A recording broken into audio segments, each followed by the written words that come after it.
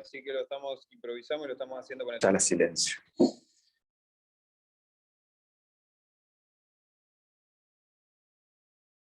Bueno, buenas tardes a todos. Un nuevo encuentro de psicoanalistas en instituciones.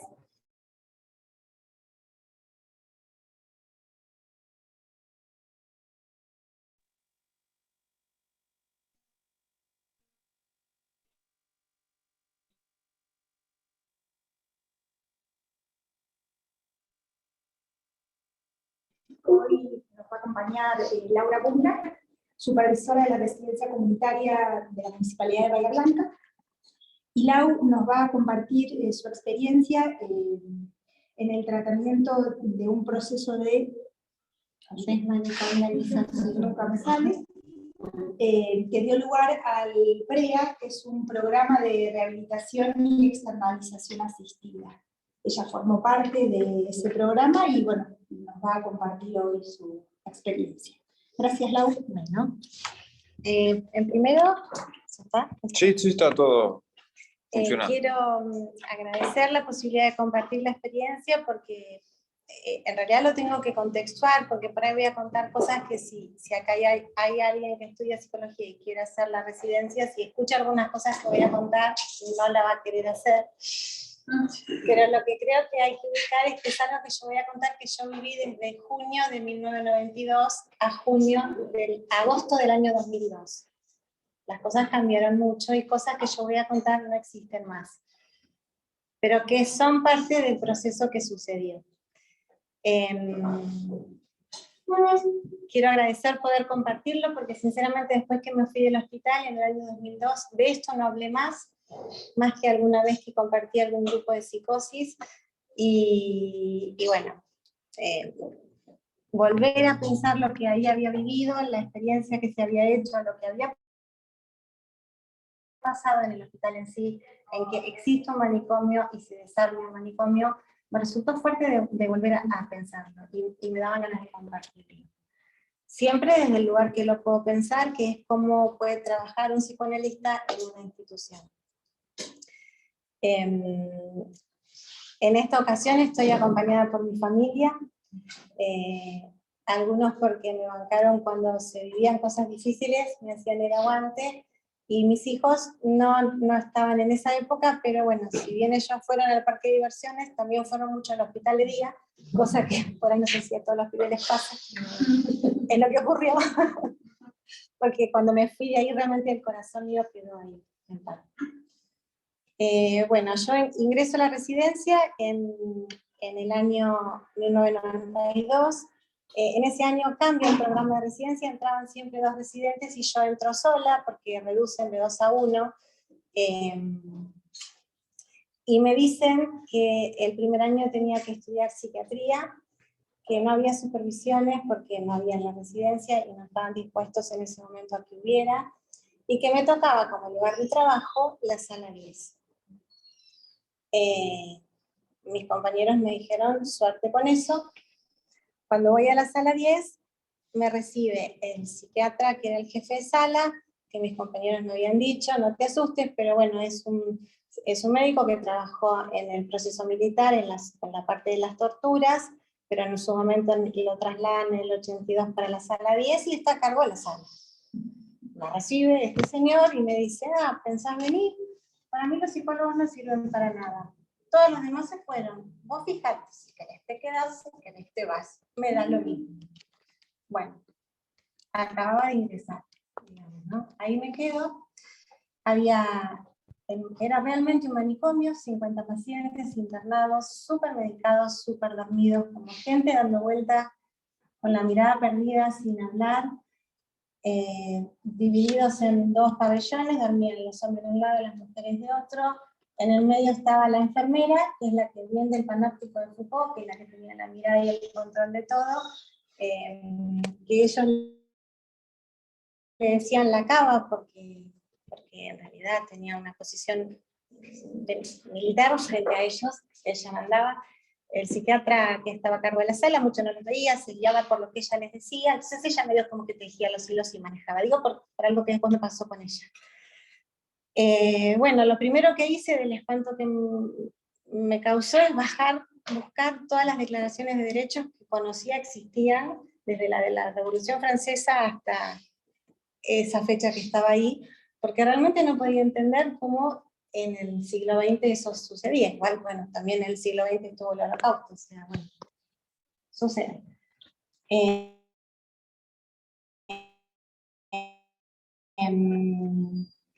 Mis compañeros me habían contado cuestiones éticas, porque realmente no podían estar trabajando ahí por las cosas que ahí pasaban, que viera cómo podía yo hacer. Bueno, acá está Marcela, amiga mía, que ella era trabajadora social de esa sala, que en el año que yo voy ella también regresa, también se había ido, entiendo, por cuestiones éticas también, ya se van a dar cuenta por qué, digamos. Se lo voy a contar a través del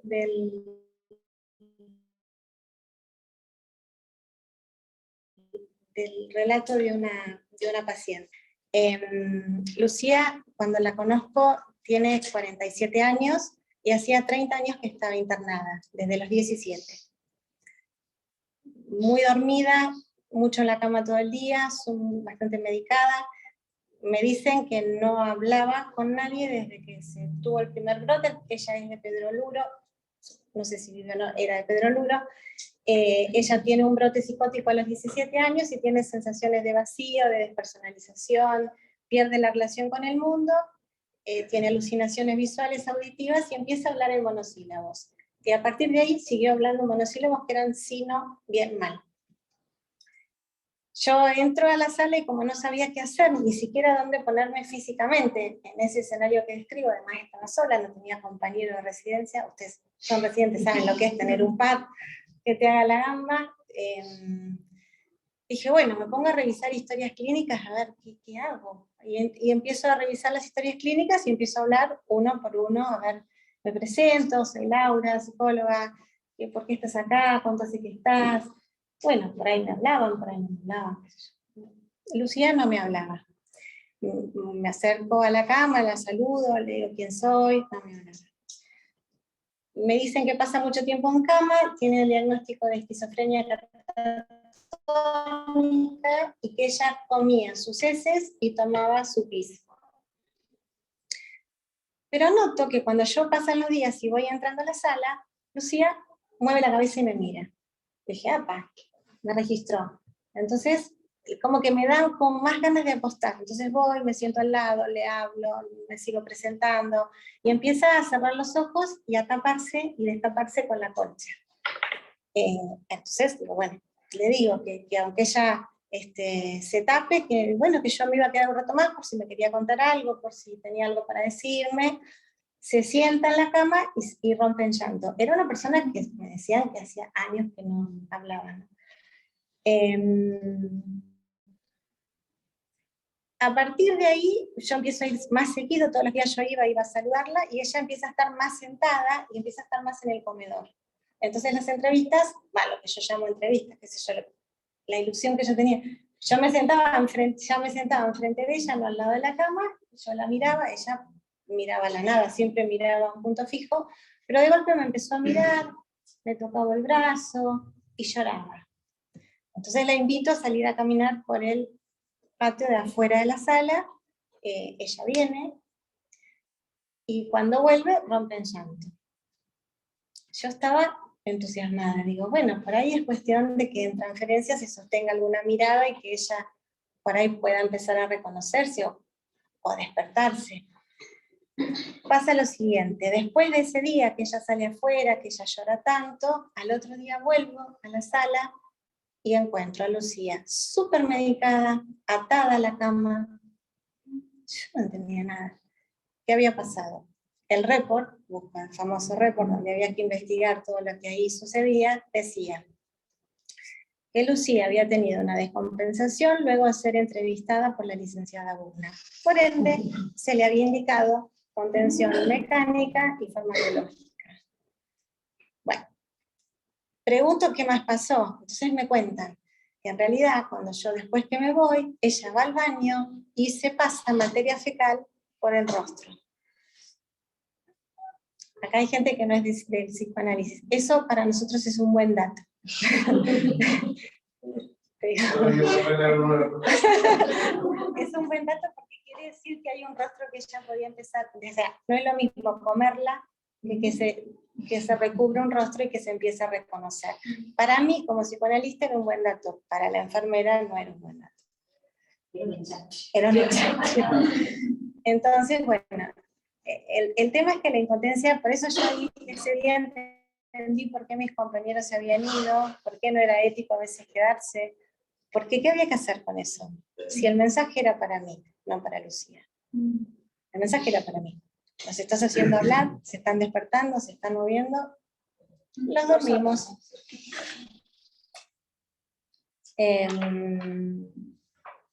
Bueno, me ayudan mis compañeros, la verdad que yo la paso mal, no duermo, estoy muy nerviosa en ese momento, pero bueno, decido seguir yendo a la sala porque también mis compañeros me lo decían y la experiencia era que si me iba, tampoco podía hacer nada. Si me quedaba, capaz que había chance. Y entonces he decidido quedarme, espero que pase todo ese episodio y bueno, y sigo entrevistándola y sigo viendo a otra gente. En la sala me encuentro con Marcela, que está acá. Hoy es una amiga con la que nos hemos hermanado, pero ahí en ese momento yo no la conocía, la conozco ahí. No sé si te acordás, pero nosotras tenemos una conversación medio cómica.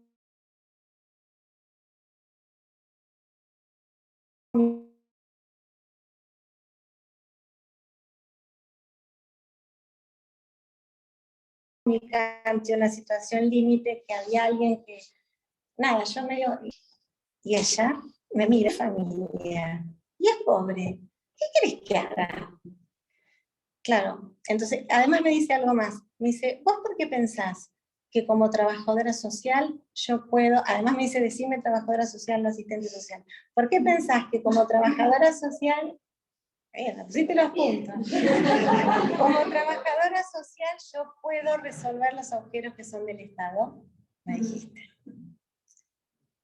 Creo que ese día nos hermanamos, nos hicimos amigas y armamos como un equipo para poder trabajar en conjunto. De alguna manera creo que ahí me marca a mí una posición ética en pensar que se trata de que hay agujeros, en un manicomio agujeros de todo tipo, de indigencia, del Estado, familia no hay, de lo que es la estructura de la locura en la psicosis en sí, y que capaz que la chance es ver cómo se recorren los agujeros, y cómo se recorren en conjunto, creo que no es una disciplina sola.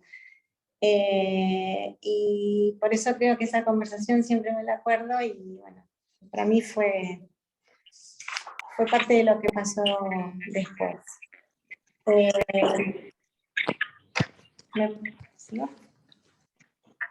Me parece que el ejercicio para un psicoanalista, que es de la abstinencia para poder tener una posición ética, que para mí en ese momento era del odio, o de hasta la sed de venganza que tenía con ese psiquiatra, ¿no? Las ganas de todo lo que se siente que te hace obstáculo para trabajar.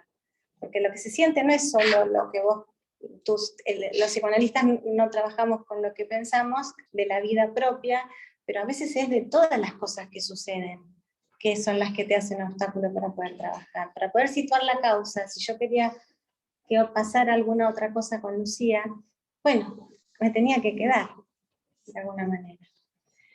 Al año siguiente entra Silvia, ya tengo compañera, y al año siguiente entra Mariela Pascual, Silvia Castro y Mariela Pascual. Ya no estuve más sola, compartimos mucho. Silvia además es música, así que ella ofrece en la sala hacer un taller de música, se hizo un taller de expresión, un taller de teatro, que creo que lo hacías vos, que había sido teatro, se hizo un taller de teatro, un taller de garrapiñadas, que ofrece hacer Silvia, con la modalidad que, por ejemplo, estaba también la sala de agudos, donde se internaban otros pacientes, los que supuestamente estaban agudos, que había algunos agudos, pero también era como otro depósito de crónicos, digamos, ¿no?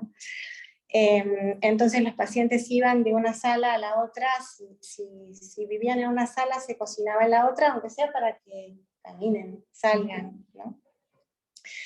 Todos estos talleres hicieron un movimiento de quiebre en lo institucional. Es como si la lógica manicomial, que estaba sumamente instalada, habían habido intentos anteriores, ¿no? Con la gente que estaba antes, después, bueno, se va perdiendo cuando en esta nueva ola, digamos, que se vuelve a desarrollar, los talleres van generando movimientos de quiebre, porque básicamente se le da la palabra al paciente, el paciente habla, el paciente empieza a pedir, y eso hace que los profesionales a cargo tengamos que hacer algo con esos pedidos, que si no están dopados y están anulados, se formulan. Empieza a haber movimiento.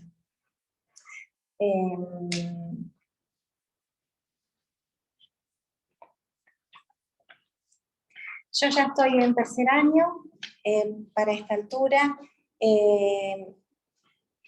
y se me ocurre ir a rotar a Trieste, a Italia, al lugar donde se dio el proceso de manicomialización. No era complicado, era el 1 a 1 en ese momento, no era complicado, porque yo podía cobrar del hospital y vivir allá, y pasé a trabajar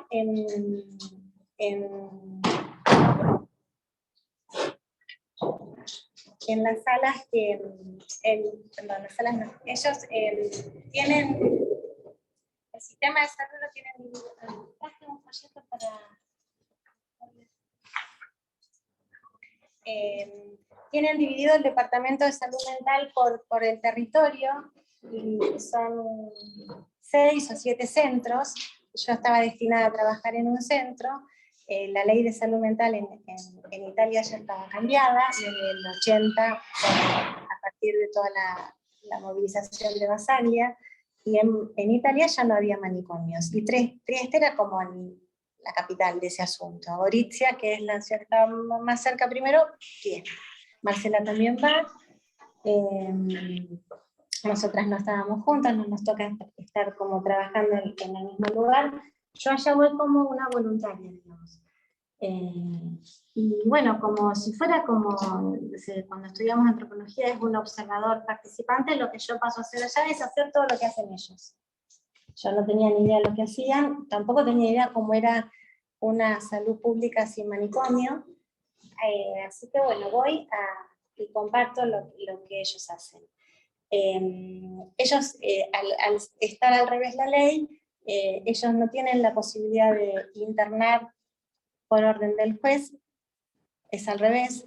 Si hay alguien que internar, hay que pedirle al juez que alguien sea internado, y tiene que ser por el lapso de 1 semana. Se llamaba el tratamiento sanitario obligatorio. Más de ese tiempo hay que explicarle por qué alguien queda internado. Todo eso está para cuidar que alguien no lo quieran estafar, no le quieran sacar la herencia, o no se lo quieran sacar de encima, todo lo que la ley en sí cuida.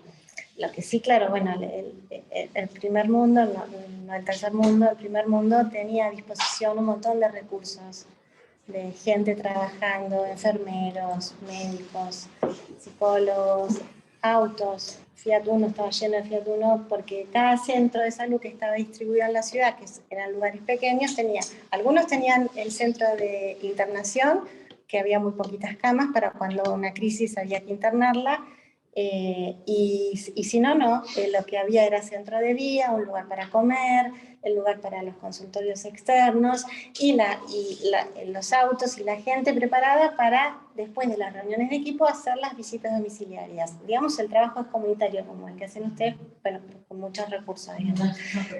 Muchos recursos. Entonces ellos van...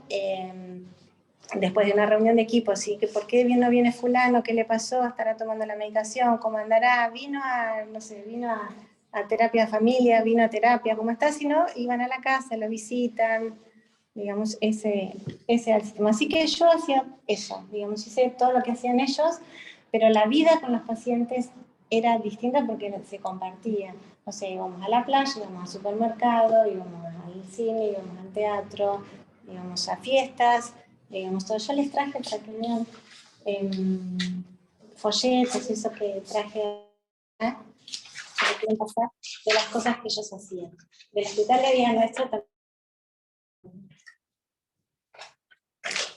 Para chusmear y pasar.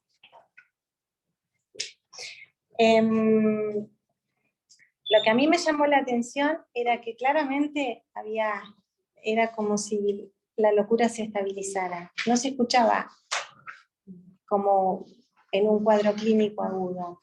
Entonces yo me preguntaba ¿por qué?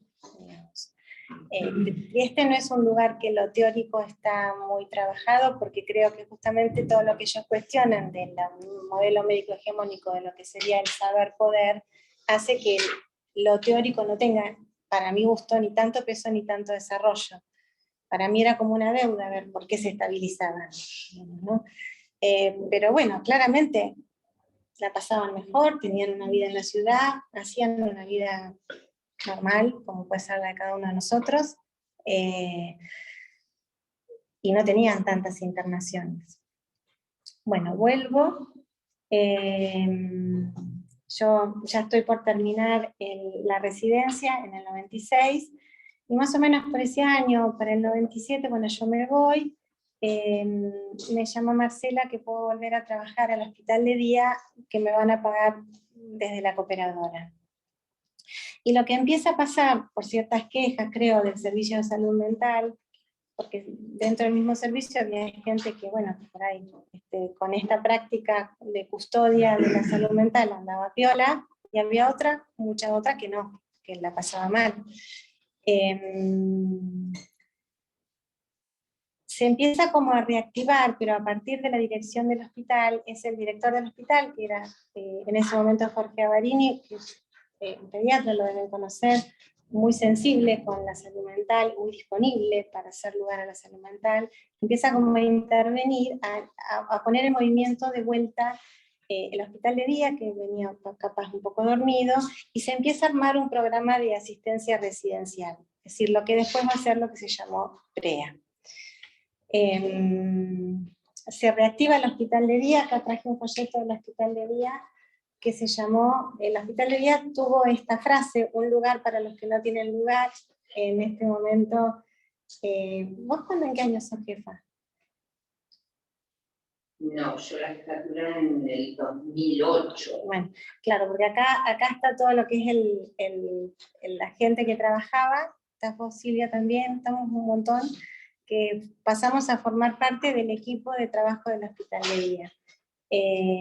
Entonces, en lo que venía siendo una práctica sumamente manicomial, a partir de los talleres que como movimientos aislados se habían empezado a suceder, se empieza como a armar otra estructura, y se arma el hospital de día, que ahora les paso el folleto, tiene talleres de expresión y producción de alfarería, tiene huerta, tiene teatro, tiene música, tiene producción de alfajores y producción de garrapiñadas. Con lo cual esto, para la estructura como venía, es como otra cosa. Ahí se los paso. Y acá hay una revista que también es del hospital de día, que salía $1.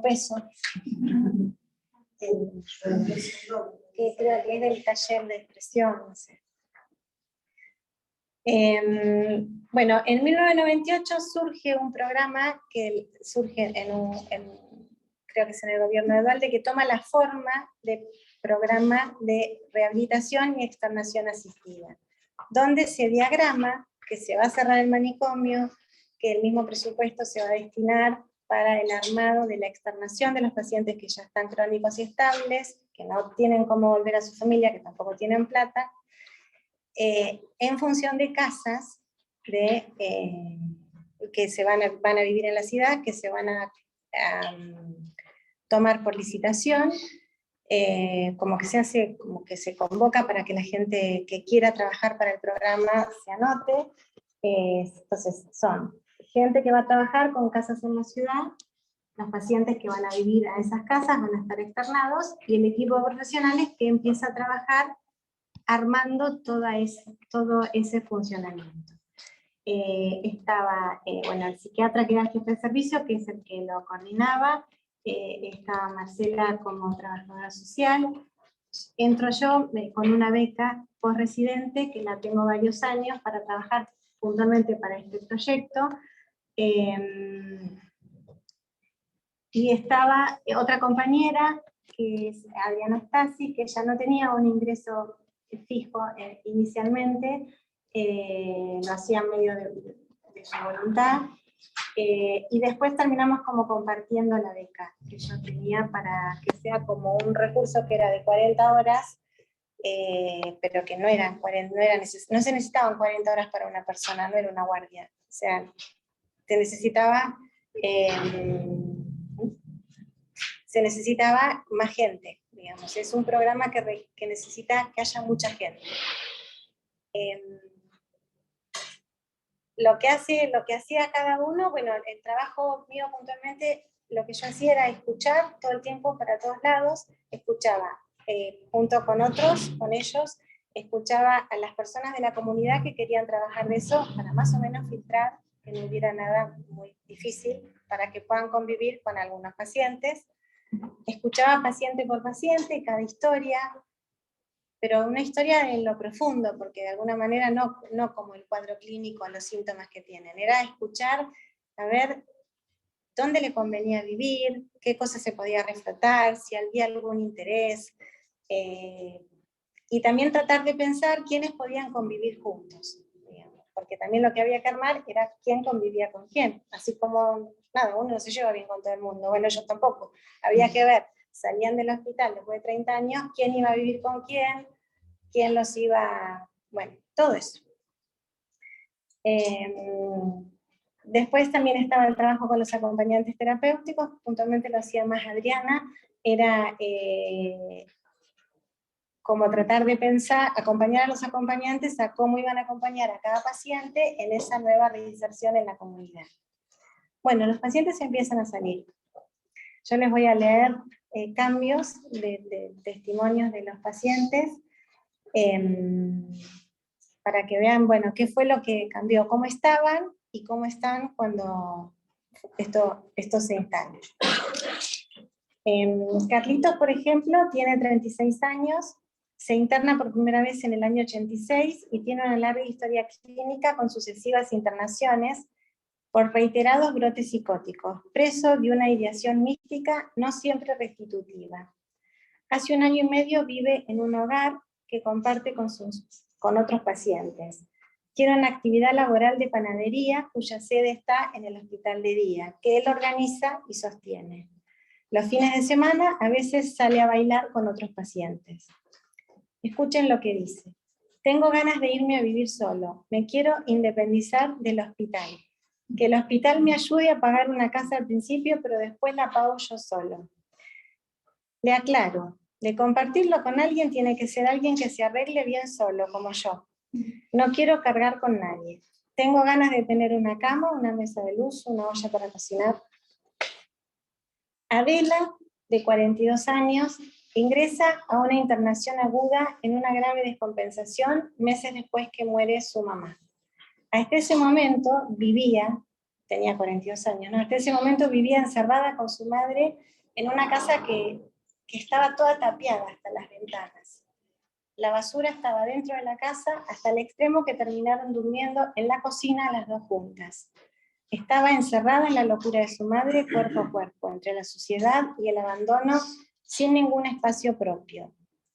Actualmente, Adela vive en un hogar, bueno, esto es de la época que yo escribí este trabajo, será el 2000, no sé, Adela ahora, vive en un hogar y concurre a un taller de teatro en el hospital de día. Inicialmente, una acompañante terapéutica la acompañaba en su movilización, dado que insistía en que sola no podía. Participa en el taller proponiendo argumentos de escena de la vida cotidiana que después actúa, haciendo lazo social con los otros.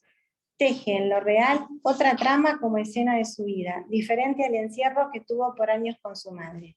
Paralelamente, ceden las voces, pide ir y venir sola al hospital, y su cuerpo, ya no tan rígido, comienza a moverse y revestirse acorde al código social. Marta ingresa al hospital traída por la policía después de un intento de suicidio en el que significativamente se arrojó desde el puente la niña. Dice que desde que se murieron sus padres no tenía ningún lugar y se fue a vivir a la Plaza Rivadavia por 6 meses. Por eso fue noticia en los diarios mucho tiempo. Dice, ahora estoy bien, trabajo, gano para mis cosas personales. Puedo pagarme el tarjebús para ir a ver a mis hijos. Marta vive en un hogar con otros pacientes, trabaja en el laboratorio del hospital y la cooperadora le paga un sueldo. Susana vivió en la sala de crónicos por 12 años. Su mundo consistía en circular de la cama a enfermería o permanecer parada en los pasillos de la sala. Le pregunté qué había cambiado para ella desde que no vivía en la sala 10 y me respondió: antes comía por angurria, ahora le encuentro sabor a la comida. Antes me pintaba, pero ahora cuando me arreglo, me luce. Susana trabaja en la farmacia del hospital y con el dinero que gana se compra cosas personales. Vi que la gente usa botas y fui y me las compré en un negocio del centro. Lucía es una paciente que vivía presa de voces que le hablaban desde su próximo velatorio, esas eran las alucinaciones que tenía, diciéndole de su olor a podrido. Entonces solo podía quedar encerrada para intentar evitarlo, permaneciendo así eternamente internada. En una de las visitas que hacíamos como equipo, que vamos a la casa donde ella vivía, yo la encuentro como que me pareció que estaba curiosa con unas revistas como de moda que había arriba de la mesa, revistas comunes. Entonces le pregunto si no las quiere mirar, si le llaman la atención, porque este era el trabajo, era como entrevistas que no eran formales, no parecían entrevistas, donde uno se ponía a charlar para ver si algo aparecía de alguna curiosidad, de algún interés, con lo cual algún proyecto se pudiera armar. Entonces pesco que algo de eso le llama la atención. Ella cobraba dinero de la curaduría, pero bueno, como funcionaba era que la curadora cobraba el dinero y dejaba algo en el hogar, por ejemplo, ¿no? Entonces se nos ocurre cambiar el mecanismo. Aparte pensando que a ella las alucinaciones le decían que su cuerpo olía a podrido, o sea, tenía que ver con la mirada, tenía que ver con el cuerpo, tenía que ver con la mierda. Entonces digo, bueno, se nos ocurre. Y si hacemos al revés, si ella va con el acompañante terapéutico a la curaduría a buscar su dinero, porque era de ella después de todo, y de ahí si ella quisiera, se va al centro a comprarse ropa, entonces se empieza a armar un circuito distinto y se le van las voces, que las había tenido y no había medicación con que sacarlas. Gustavo y Marcos son personas con las cuales hacemos una lectura más social de cómo la locura los ubicó en un lugar de protagonismo marginal. Los dos en algún momento de la historia, previa a las internaciones, fueron noticia en los diarios. Gustavo se lo nombraba socialmente como el lobizón o la llorona, porque deambulaba por las calles de la ciudad, sucio, con el pelo muy largo y con un llanto de gemido. De él se decía que tenía intención de asustar a la gente. Quizás la gente se asustaba al verlo. Marcos vivía dentro de un tacho de basura, se alimentaba de los desperdicios y algunos perros, por eso se lo llamaba el comeperros. Gustavo, después, pasó a vivir con compañeros en una casa, se ocupa de su higiene y cuidado personal y también organiza los quehaceres domésticos. Trabaja en la venta ambulante, es un negocio que él organizó y sostuvo solo. Y Marcos, quien vivía en un tacho de basura, pasa a vivir en un hogar, organiza su vida y sus hábitos cotidianos. Solicitó ser él el que se encarga de la tarea de sacar la basura fuera de la casa. Bueno, estos eran como ejemplos clínicos para decirles un poco qué es lo que pasó entre el antes y el después.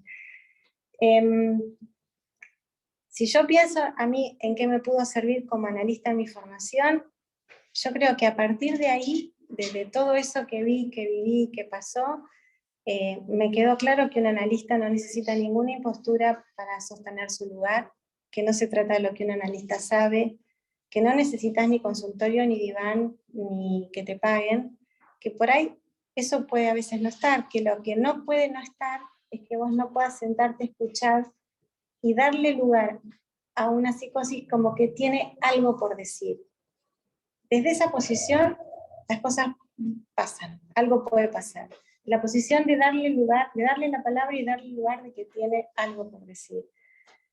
Y bueno, y además del ejercicio permanente de desprenderte, de querer llevarlos a tu modo de significación fálica, o sea, no, es a la historia de cada uno, a qué es importante para cada uno, sin prejuicios, sin valoraciones, sin etiquetas, sin críticas, estar como muy abierto y un intento todo el tiempo de estar desprejuiciado. Eso es para un psicoanalista ahí, o en el consultorio, o siempre que quiera, intente ejercer su práctica.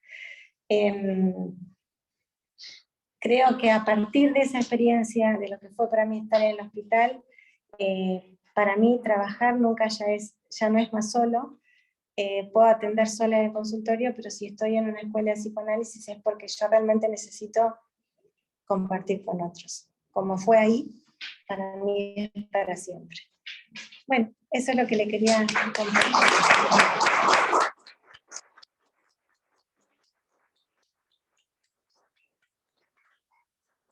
Quería saber, bueno, ustedes qué les pasó con esto que yo les conté y quieran hablar.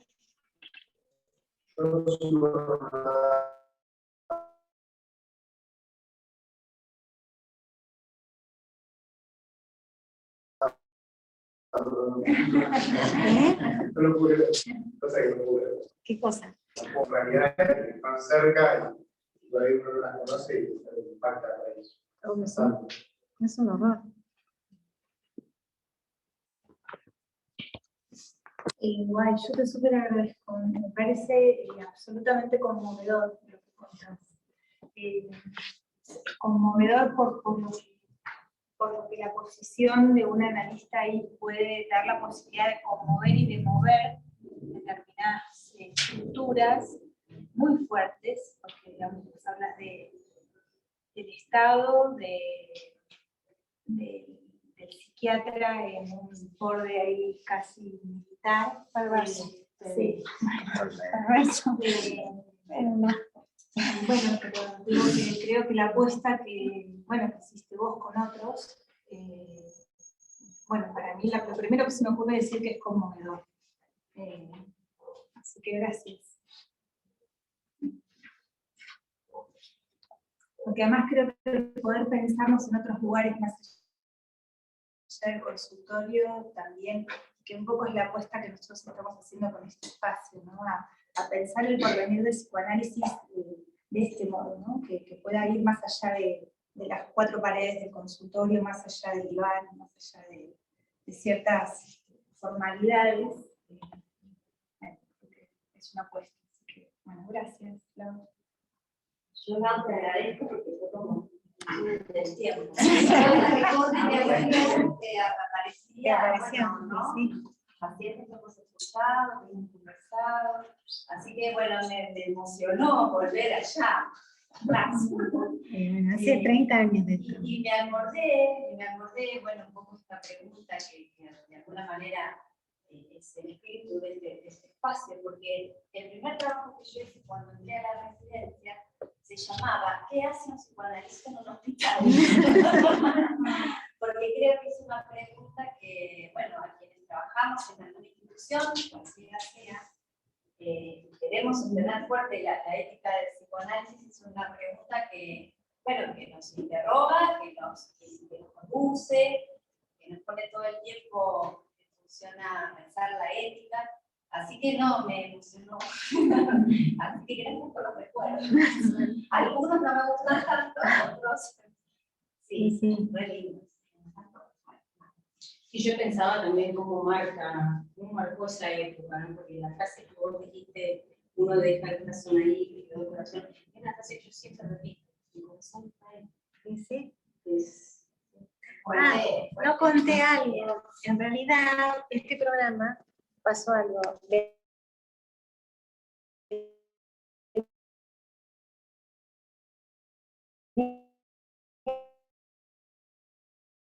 Funciona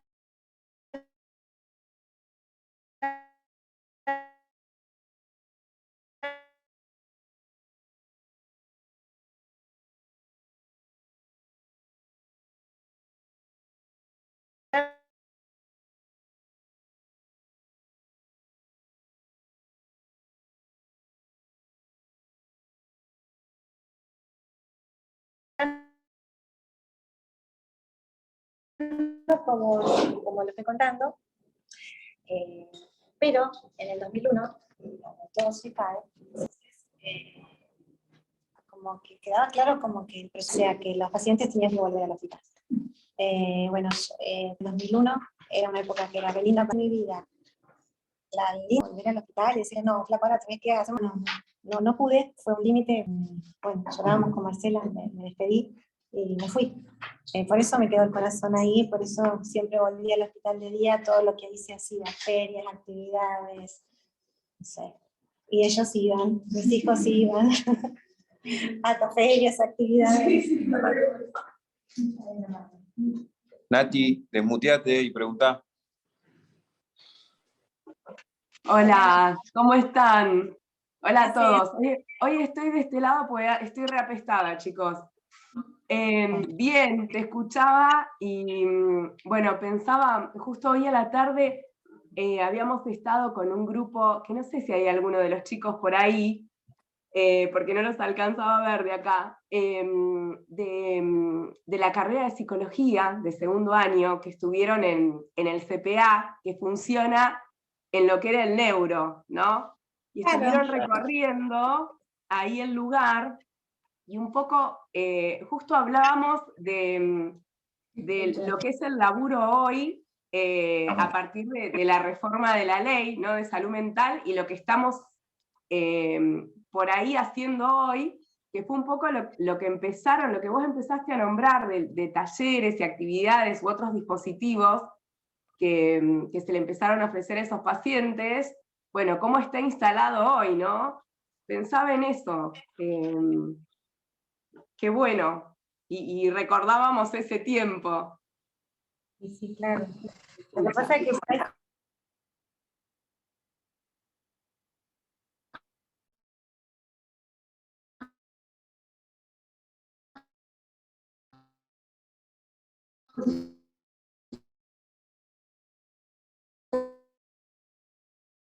prácticas que después se instalaron.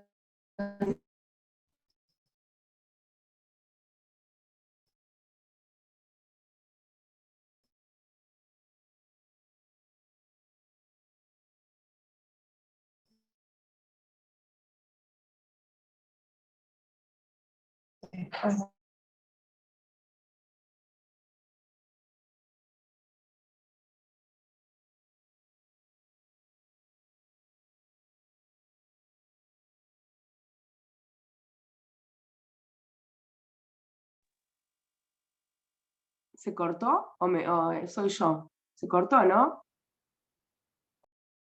Yo acabo de poner lo mismo, Nati, en el chat, para que se enteren. Con tu paciente, no vuelvo, ¿no? Vuelvo a esto, nada, me quedaba resonando esto, que la pregunta con la que muchas veces están dando, ¿no? Bueno, vuelvo a esto, ¿le apuesto o no? Bueno, que a veces sí y a veces no.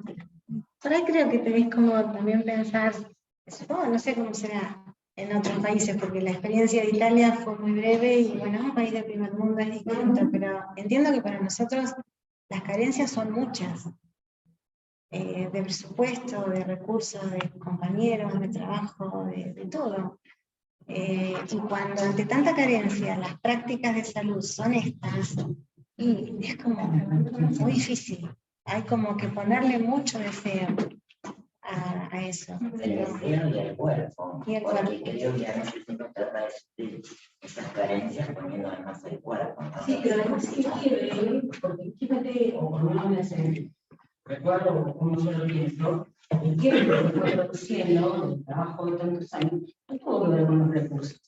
Tuvo que ver con poder cambiar la forma de pensar y darle la palabra. Pues te acordás, Marcela, que nosotros estuvimos dando muchísimas vueltas para que el dinero que se produjera en un taller de producción que había ahí, que fueron los primeros, ella estuvo peleando mucho en dirección para que ese dinero no fuera a cooperadora, fuera directa a los pacientes. No cambiar la lógica. No es más recursos. No siempre es recurso. Es ética, y es tener ganas con el cuerpo. Eso sí. O sea, si hay algún recurso, te voy a contar una anécdota de atrás. teníamos la olla comprada, el kilo de azúcar y el kilo de maní, y dijimos con Silvia, no lo ponemos en funcionamiento hasta que no nos autoricen que el dinero llegue en forma de dinero al paciente. Y no en forma, no, pero les compramos cigarrillos, no, pero no. Pero bueno, y el hospital decía, no puede llegar dinero al paciente, tiene que pasar por la vía institucional. Pero esa cultura de la que habla Silvia, y nos instalamos hasta que no nos autorizaron, que era un peso lo que cobramos.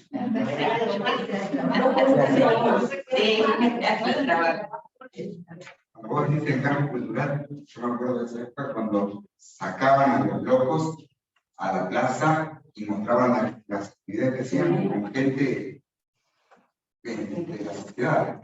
En ese momento estaba la Feria de la Agricultura, y era una feria sumamente importante. Cuando fuimos a decirle al director, de decirle, mirá, nosotros tenemos talleres de expresión y talleres de expresión artística que los podemos llevar a la feria. Bueno, me dijo, dale, tenés las ambulancias para llevar.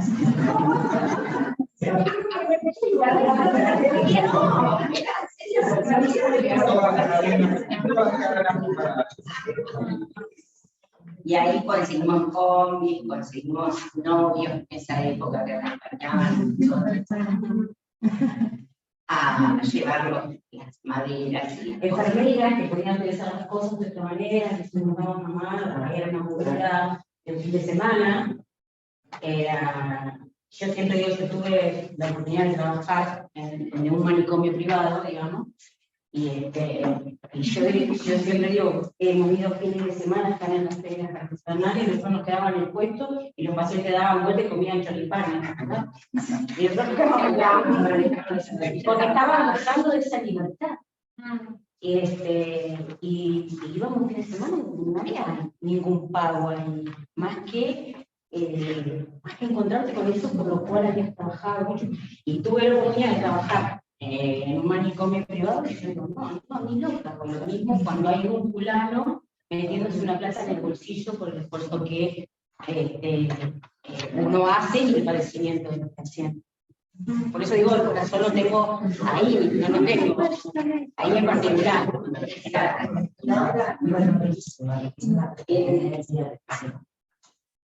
¿Vos crees que el cambio cultural todavía sigue, digamos, insistiendo? O sea, que no está producido. Cuando vos hablabas, me acordaba mucho también a cargo de la Ley de Protección de los Derechos del Niño, y que una ley no viene a cambiar una cultura, ¿no? Que no viene a cambiar la forma de pensar de las personas, ni viene a modificar la segregación, porque está la ley, pero de hecho sigue existiendo el sistema custodial, sigue existiendo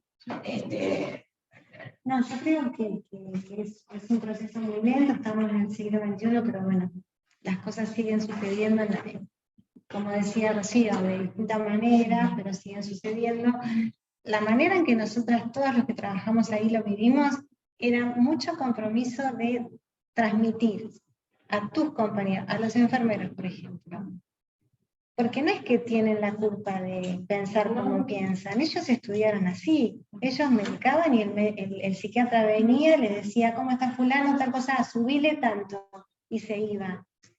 Bueno, eso es lo que ocurría. Entonces, la idea es con esta, la cábala que ató y sobremedicó a Erika, en vez de matarla, como tuve ganas, o de irme, y me puse a charlar, qué sé yo, a decirle por qué para mí era importante. Yo creo que igual ella se cagaba de risa. Se logró correr esa mujer con una denuncia. Pero bueno, la idea era con cada uno, está bien, está el que se te iba a reír. Con una denuncia que se construye a partir de mucho tiempo, no podíamos denunciarla en ese momento, que quedábamos afuera nosotros. Después de mucho tránsito, de todo esto se pudo hacer y se escuchó. ¿Quiere Carlos? Sí. Sí, Carlos, quiero hablar. Dale, Carlito, habla. Hola, ¿qué tal? Buenas tardes. ¿Cómo estás, Una pena que Carlos?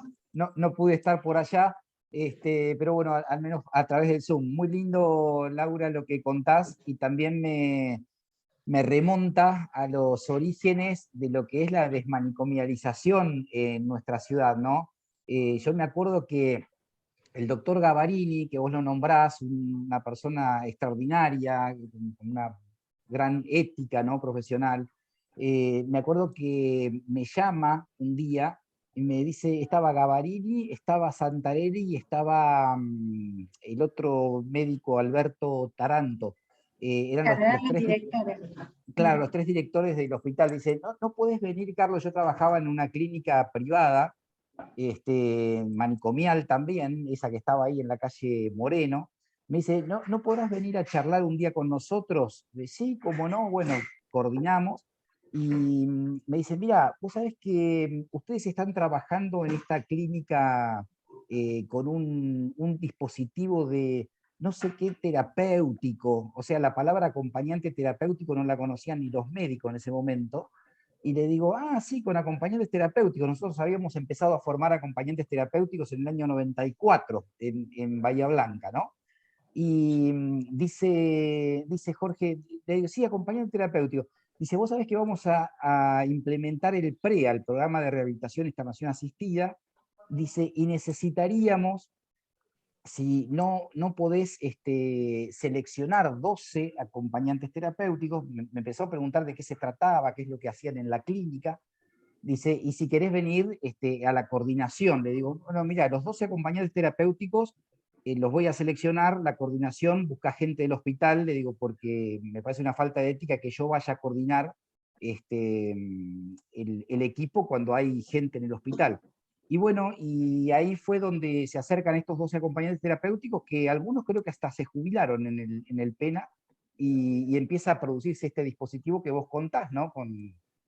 Ahora, bueno, en septiembre estamos invitados también por la Comisión de Enseñanza, y desde la asociación vamos a contar un poquito la historia, y se pliega mucho a esto que estás diciendo, Laura. Por eso te digo, muy, muy lindo. Bueno, lo que pasa es que el programa en sí, el programa de la externación, trabajó mucho con los acompañantes, pero más que nada al modo que se podía trabajar en equipo, porque más que nada que pudiéramos pensar, no que hicieran un plan de adaptación social, que sean como normales, digamos, no era el espíritu. Sí, comer, dormir, bañarse, sí, cosas que por ahí no se venían haciendo bien, pero más allá de eso, básico, la idea era el acompañar a lo que se podía armar para cada uno en lo singular.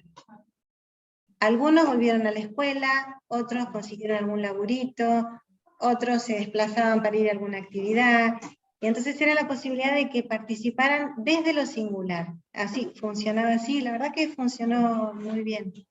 Muy bien, sí. Así que a vos también te trajo recuerdos. Muchos recuerdos. Muchas gracias, sí. Muy lindo. Es lindo pensar que con la psicosis hay otra chance, supongo, ¿no? Como analistas, que están enchalecados.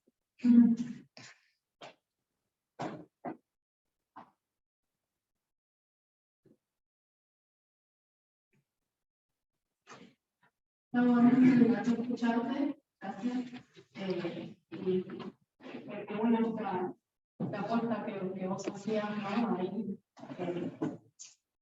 y esta posición ética que sostuviste, y me fue como imposible comparar algunas lógicas, o sea, que pensaba yo como, bueno, me pareció esto que traía Ro, porque hoy en día es como que si bien, bueno, no hay manicomios, y hay, bueno, una ley de salud mental y todo un marco normativo que sostiene, hay algo muy grande de esa lógica manicomial que se sigue haciendo, sí, o sea, en dar sentido como hacer un recorrido histórico estuvo bueno, y eso, me venían a la mente, por ejemplo, lo que tiene que ver con prácticas en las infancias, ¿no? Por ejemplo, cuando pasa que, no sé, la medicalización educación desde la infancia, desde, no sé, referentes de una escuela que mandan a un niño al neurólogo para ver si le pueden dar un medicamento, una medicación y que se calle un poco. Bueno, la pediatra diciéndole a una madre que su chiquito de 2 años tiene autismo. Bueno, parece que va a la radio, no sé si tu hijo no le contesta, si Algo será que...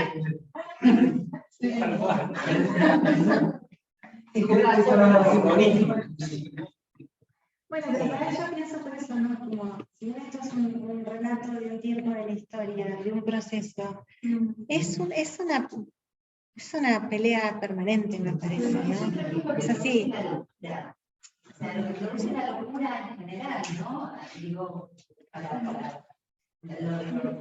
cómo desacomoda, ¿no? Un poco lo que decían, ¿no? Bueno, sí, socialmente es complejo esto.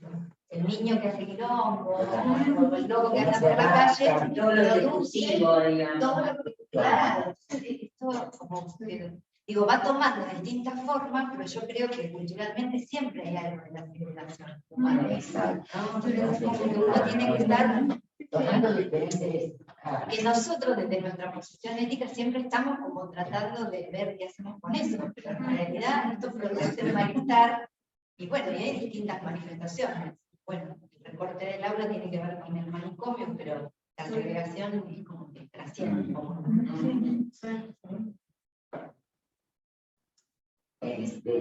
Una idea graciosa. Con esto del autismo, ¿no? Una paciente, una mamá, que viene y me comenta que venía con algunos problemas que le habían manifestado en el jardín respecto del hijo, que era disruptivo, que no sé qué, bueno. Entonces estaba un poco preocupada. Lo lleva a control de la pediatra y la pediatra, que obviamente la madre antes le comenta que había tenido, digamos, algunas cuestiones planteadas del jardín, entonces la pediatra empezó a pedirle al nene que la mire, que me mirás a ver, que hable con el fulanito, menganito. Y el pibe ya empezó a incomodarse. Y la pediatra no insistía que la madre le pidió que estaba al borde del ataque. No mira, no te mira cuando hablan, no obedece las órdenes, qué sé yo. Bueno, la madre ya estaba casi brotada. Y en un momento el pibe se da vuelta y le dice: te miro, trabajo en equipo. Se le cayó la teniente.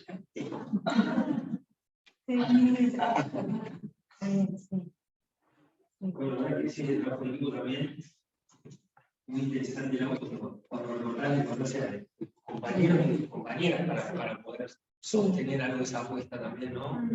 Y nuevamente ahí una transgresión a los espacios donde tradicionalmente, a los modos tradicionalmente solemos circular los analistas, ¿no? Que es la individualidad del consultorio, lo No, yo no podría nunca. bueno, da cual, la posibilidad del equipo, ¿no? Del compañero, de socializar algo de lo que sucede ahí, con compañeros de otras disciplinas, inclusive, me parece que es súper valioso también para poder sostener la apuesta.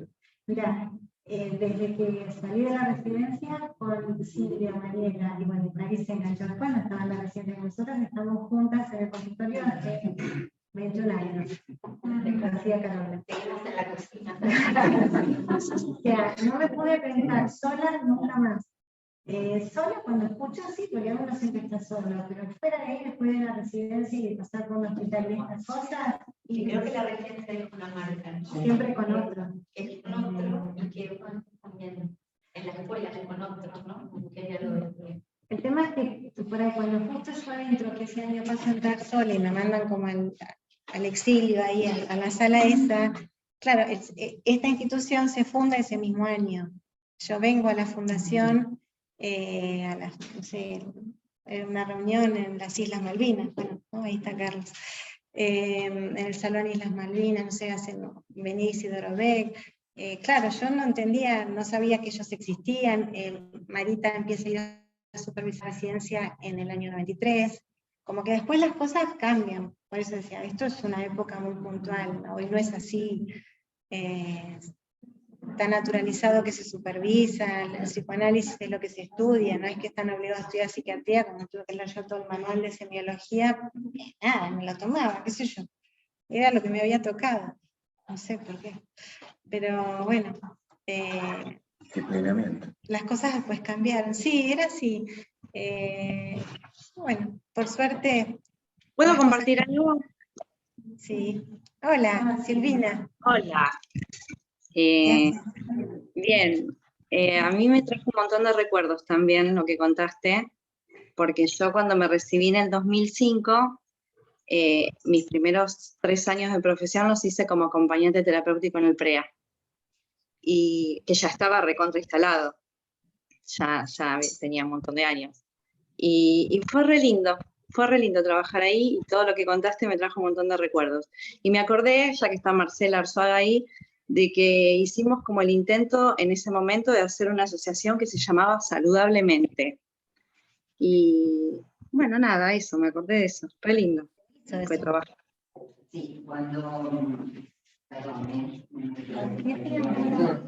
pero bueno, el relato, la deconstrucción histórica, digamos, cuando Laura dice que y en el 2002, no fue en 2001, sino en 2002, al principio de 2002, que se cierra el PREA, que está y todo, a nosotros se nos ocurrió convocar a todos los familiares, si lo pudiera, un poco, y hacer esa asociación, proponerles un armado de un algo que permitiera sostener algo de lo que habíamos intentado hacer y que en ese momento lo económico priorizaba en tener que cerrar todo. Y ahí nos juntábamos en el colegio de psicólogos, muchos estudiantes de psicología participaban, bueno, la gente que estaba como acompañante terapéutico, profesionales, yo estaba Sergio Pavlovich ahí trabajando también, y organizamos esta organización no gubernamental que originariamente fue para dar sostén a algunas de las cuestiones que ya se habían construido desde el PREA en acompañar la singularidad de los usuarios. Con los años esa asociación se empieza a desdibujar, de hecho el hermano de Adela, del que vos pensaste, era el presidente, ¿te acordás? Bueno, con mucha garra y se trabajó en eso. Pasa el tiempo y logramos incorporar en esa asociación a un grupo de personas que venían colaborando mucho. Nosotros en eso fuimos muy cuidadosos que acompañamos la formación, pero no nos incorporamos, porque éramos profesionales y trabajábamos en otro espacio, se era una construcción en paralelo. Y hoy en día esa asociación es la que tiene 6 hogares sostenidos en la ciudad de Bahía Blanca. Se modificó, ya había que hablar de otra cosa, pero de aquella época se mantiene la asociación y sostienen los otros. Ah, mirá, yo me fui en el 2008, por eso no sé, no me acordaba después que había pasado, no sabía. Y no sabía que seguía en la actualidad, qué bueno, qué bueno. Sí, sigue existiendo, cambió la lógica, cambió el funcionamiento, se formaron con el Esteves, con el PREA de Capital Esteves y demás, y están trabajando en esto. De otra modalidad, pero bueno. Claro. Bueno, pero bueno, lo que quería compartir eso, que fue una linda experiencia, fue re linda la experiencia de trabajar en el PREA.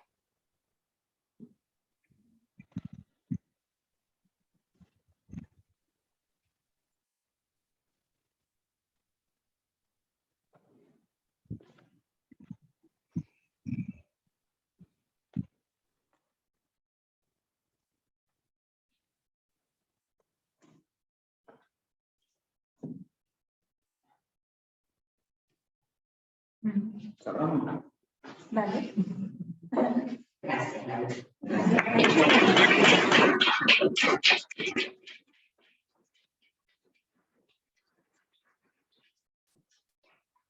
Gracias por venir. Técnica, ¿viste? Pero salió.